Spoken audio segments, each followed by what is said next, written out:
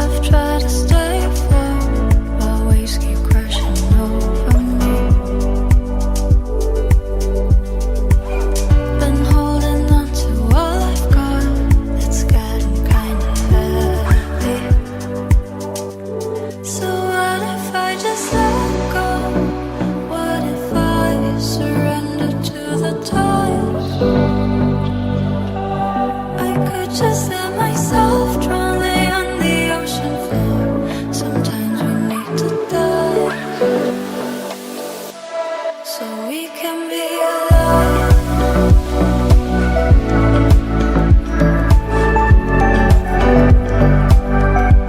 So we can be alive.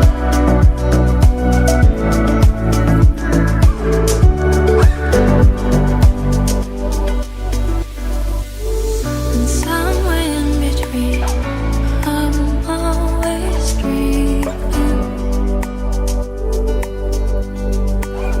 the things I should have been keep me from living. So what if I just let go? What if I surrender to the tide?